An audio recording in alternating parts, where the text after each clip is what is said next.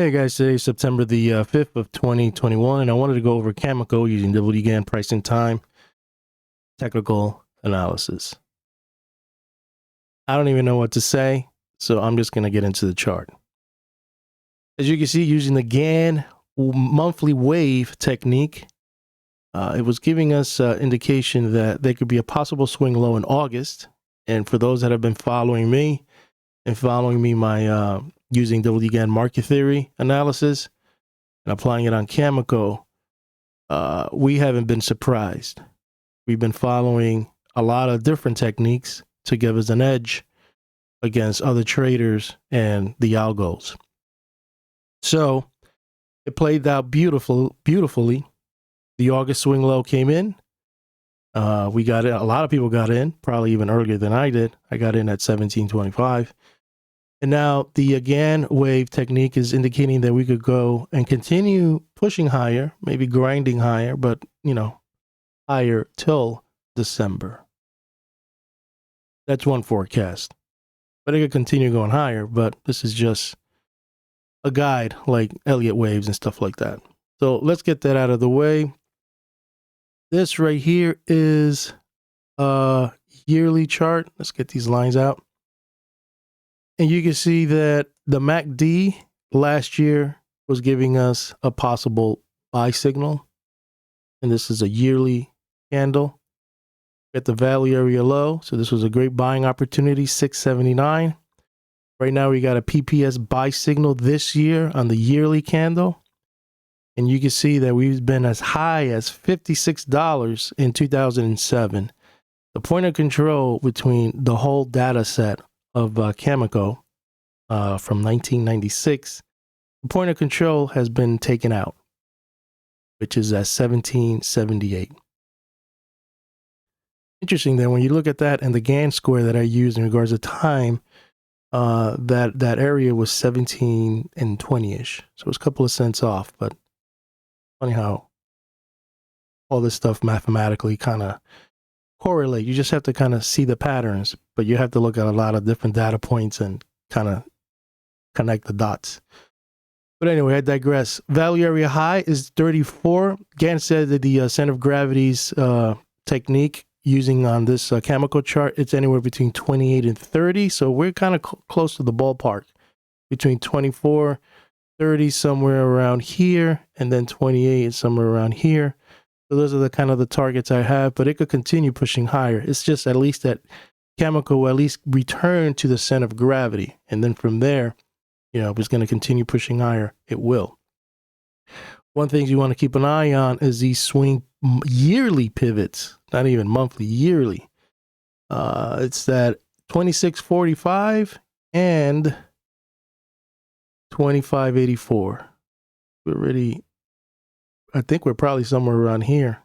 2013, 2287 is high right here. We made a high of 2238. So these 3 years, these highs, we got to keep it on the radar. But once you put those pivots and monthlies that I have here, I call them monthly levels. These are the ones you want to keep an eye on. And I have a target somewhere around here. Let's go into the monthly chart. And you can see that we're above the cloud. Everything is looking good. Point of control. This is the target I have. Center of gravity, which lines up with the value area high. There is a pivot over here, but I'm not going to bore you with all that. These are just key levels that I'm watching on the big picture. It is 2394, 2475, 2584, 28. That's when the center of gravity begins. And then from here, 28 all the way to 31. This is all possible targets that Cameco could eventually reach. This year, I don't know about this year, but you never know. But definitely for next year, or within the next 3 years, could possibly reach up here. Let's close that. The daily is looking good. Support here, pushing higher. You guys get the picture. Everything's looking good. Volume is looking good. We go into the weekly over here. Look at that. Get that PPS buy signal weekly.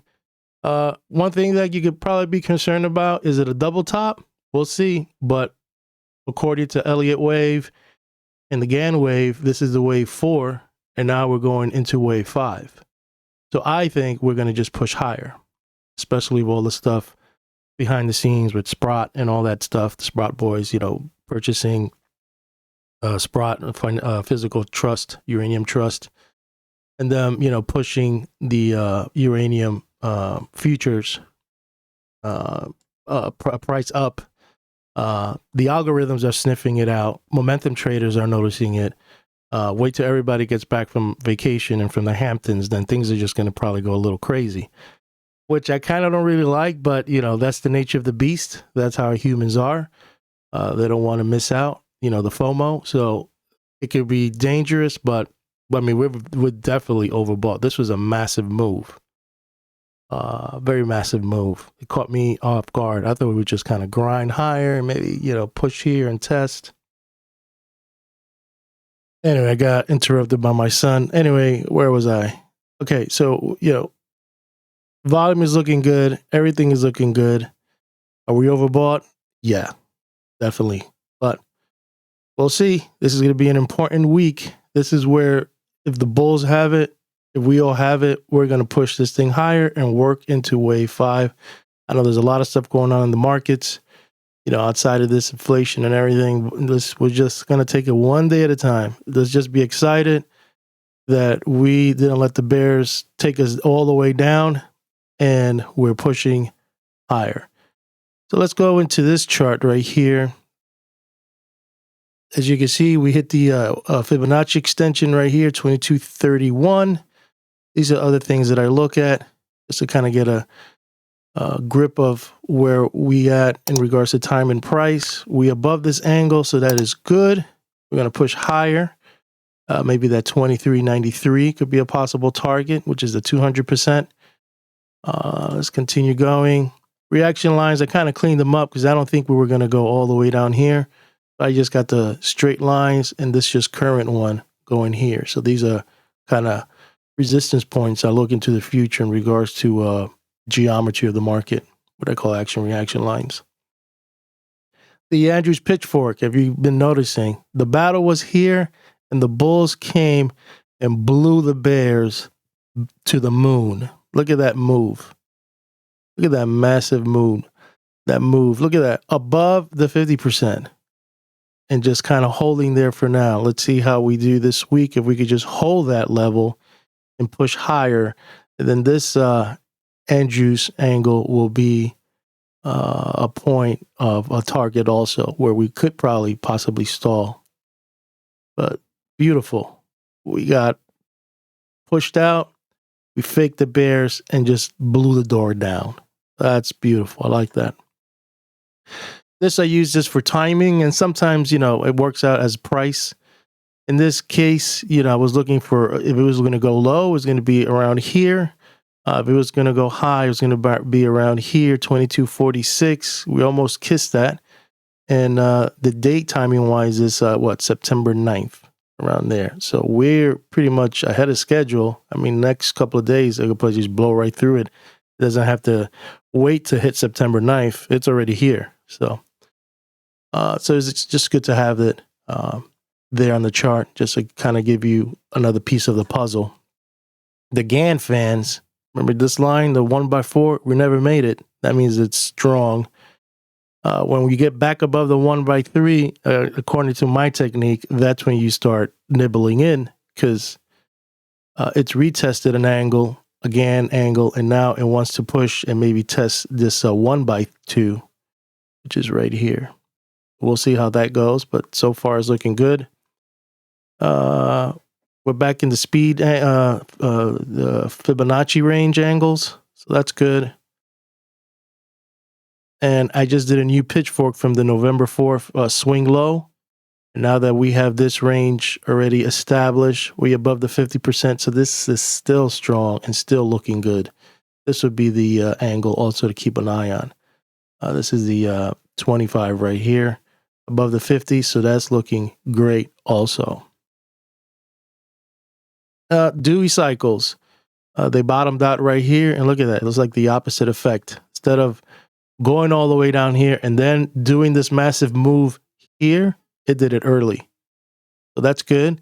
Gann speeds, Gann swing, advanced indicators are positive. The regular one is positive. The Dewey cycle is now all projecting higher. This is a mirror cycle I use, and I'm just back testing it to see how it performs. And it's all pointing higher, and this is pointing higher. So Cameco just came ahead of the game, but everything is lining up, but just going higher. And you can see right here the square that I use. That was a 1725. That's what I got in. We went as high as what, 2230-ish around there. 32, 33. So you see this is going to, it was probably resistance. Where am I? No, this is 23. 2230. My bad. We're right here. Somewhere around here, 22, 20. This is right here. So 2250 be an angle. So, you know, so far, just at 2250, then the 2280, 2290, and then somewhere around here, when we get there, we'll see how Cameco behaves. But so far, we're doing good on that spectrum. And I think that's it for that. Let's see. What time is it? It's 11. Okay. So this is the monthly chart. You see the 200 simple moving averages right here. 1, 2, 3, 4, 5. In regards to count on the monthly, this is indicating this is a wave 3. This is a wave 4. So now on the big picture of Elliott County, wave 5 now is starting, which will probably obviously is going to take out wave 3. So just stand back and just look at this.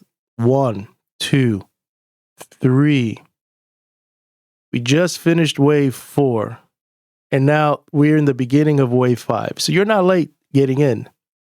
Wave 5 eventually will take out 55. A lot of things are going to have to happen, but it's going to eventually take out 55. If we're into wave 5, and this is the monthly. On the weekly, you can see that this is wave 3, wave 4, and we're working on wave 5. I'll give you some possible targets for wave 5 with all the other targets I showed you in pivots. So wave 5 could possibly end 28. Remember 28? I've been telling you 28, around there, 30. You can see the value area high of the chart I showed you in the beginning, 31. Anywhere around here, that could be your wave 5. And then, you know, if everything lines up, it could be a possible ABC correction, you know, down, and then, you know, maybe push higher. On the daily, you can see that everything is looking good. Saying right now is a possible wave 5, which could be possible, but I think it's going to go higher. And then another wave 5 targets that 26 right here on the daily chart. Nothing else up there. Oh, and then there's another one up here, 35. You got the value area high, which is 31, all the way to 28. Somewhere around here is the center of gravity. This is a target I have. We almost kissed it. Somewhere around here, 23 to 20, 23 and change. So everything is looking good. The next target, 30 to 28. Let's see. I think that's it for here. And the last chart, how many minutes? 14. Okay, I'm not going to stay here too long. I'm not going to show you a lot of stuff. I'm just going to show you the important stuff that I'm keeping an eye on. One thing kind of concerns me a little bit. Look at that, 90. Wow. Are you out of your mind? We hit 90. If you look back, man, we hit somewhere around 90 around here. We hit 90 somewhere around here. This was almost the top. I mean, there's a few I mean, that's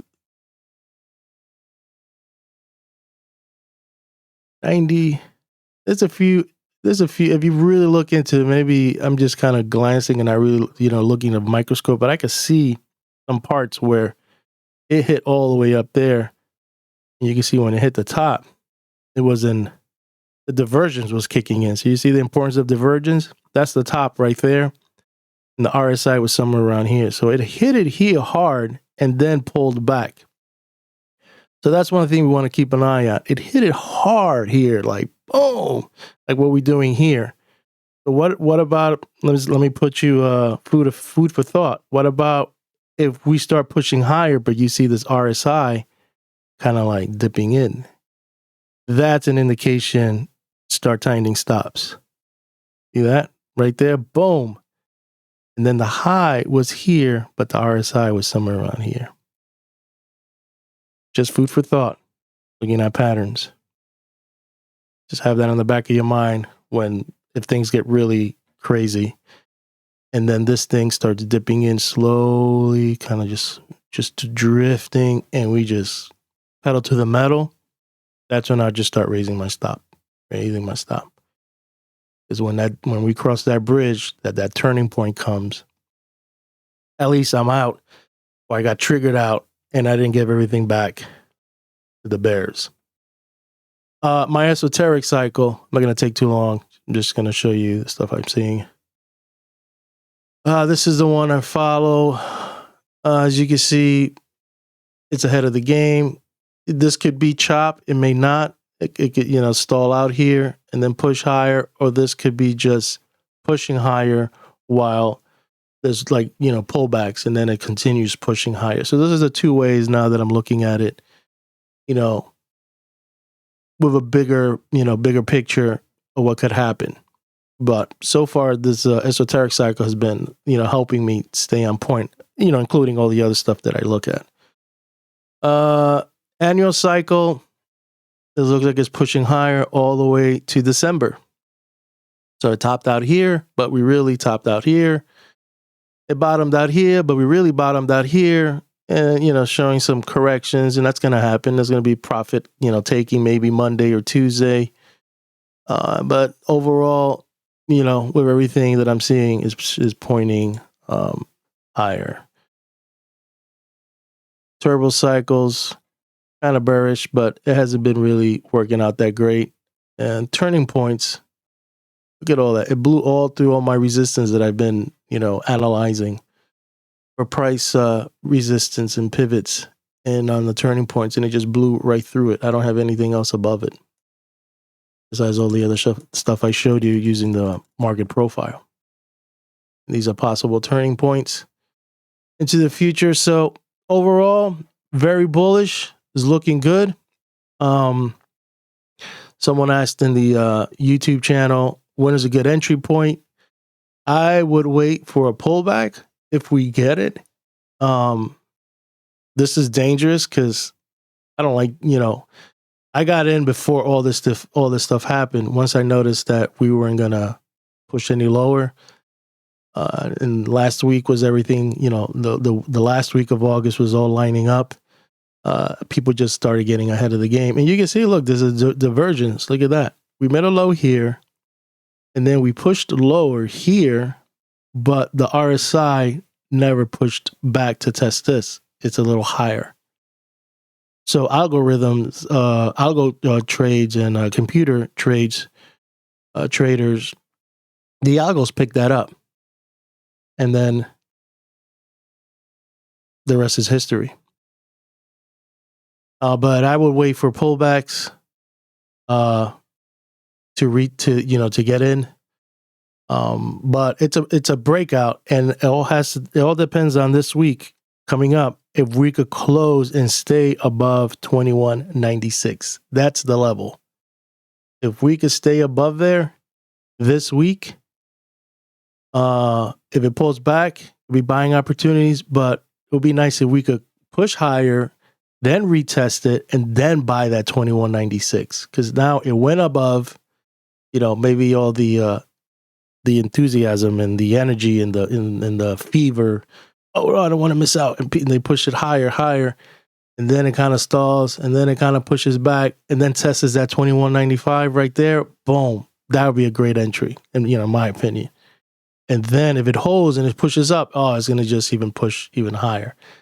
And mind you, we go entering September, we entering October, kind of bearish, with the seasonal and the markets and all that. So it's interesting. There's a lot of moving parts that, could have you thinking in the back of my mind. And then the market's going so high and trading higher and pushing higher, and there's like nothing affecting it. There's like, it's just pushing and grinding higher. Those are other things you want to keep in factor, in your mind, where, if it does turn, it could, push it off. But Larry Williams has a video out there on YouTube. You can look it up. He says that in October, there could be a possibility somewhere between the 15, 19 where it could pull back in. And he says that's going to be a great buying opportunity. So if that happens and we push back down in October, maybe next video, maybe I'll put a link up on the description where you could check it out. I like Larry Williams. He's an interesting trader. And he did some back testing, and he thinks that, October, if there is some kind of pullback, it's going to be the buying opportunity, because then we're going to go into the Christmas rally mode into December. And the Gann monthly wave ends in December. So it's projecting that it could possibly continue pushing higher into December.